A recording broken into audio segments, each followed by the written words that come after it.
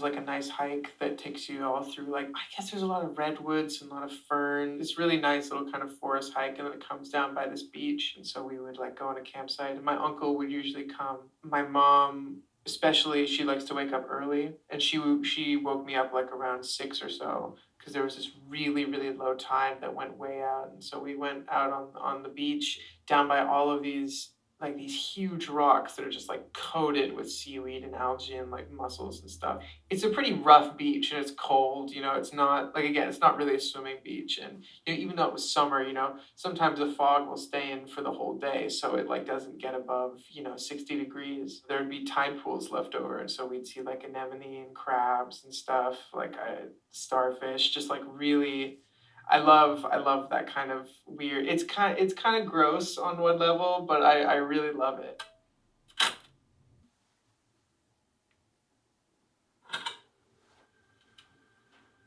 This little patch of wood near my house. It's like this little secluded place. And it was always like really dirty and full of garbage, but it was like nice to be alone. 'Cause you had to like walk down this really steep hill and it was low key really sketchy. But like once you got down there, it was really quiet and like there were never people down there. And it was just like a really nice green area.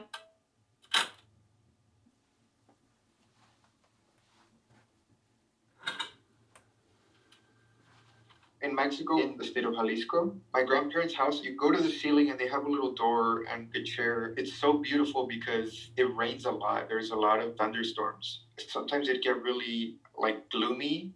And off in the valley, you can just start seeing the thunder like slowly coming from everywhere. There's kind of like closeness to nature where I just kind of feel more grounded. Those nights when I'd go up in the roof and it'd just be very cloudy and gloomy and like the thunder and like, you can feel like the wind and the breeze. That's like the most beautiful thing to me. Yeah.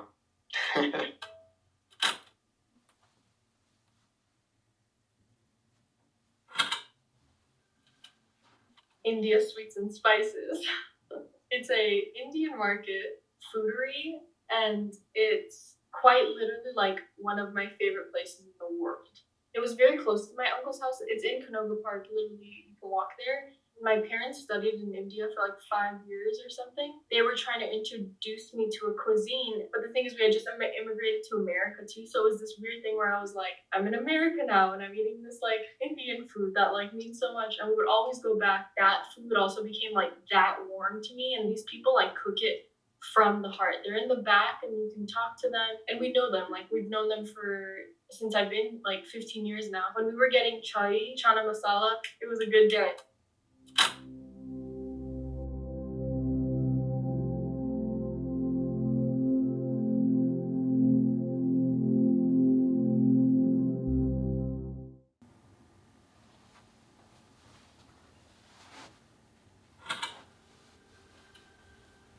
I mean, Friendsgiving, Doran's apartment, this kind of dark yellow, orange shade of light. The feeling that I associate that with, and just like the visual, like the few little frames I feel like that I have from that night. I was only there for a little bit, but still, it was like, cause I remember I brought the spice bread and I got in there and everybody was there, and it was like this really, like, it was very like physically warm, and there was a bunch of people. Doran made me a little plate with some pie and ice cream to go when I left, because I was literally only there for like 30 minutes, but it was so much fun.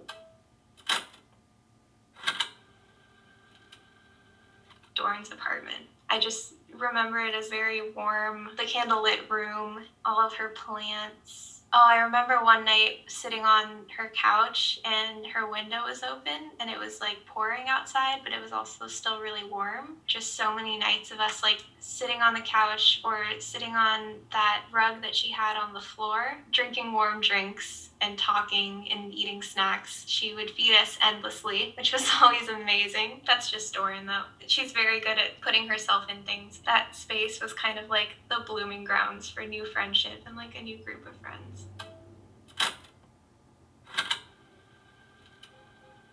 Doran's apartment. We had all met each other and we just kind of had this friend group that like came together pretty quickly. We'd do something and we'd like go to her place after. It made me feel like it wasn't just kind of a place someone was living in for this time being. It just kind of had that hominess to it. warmth. That's what I think of when that like space comes to my head. It's just, it feels very warm to me.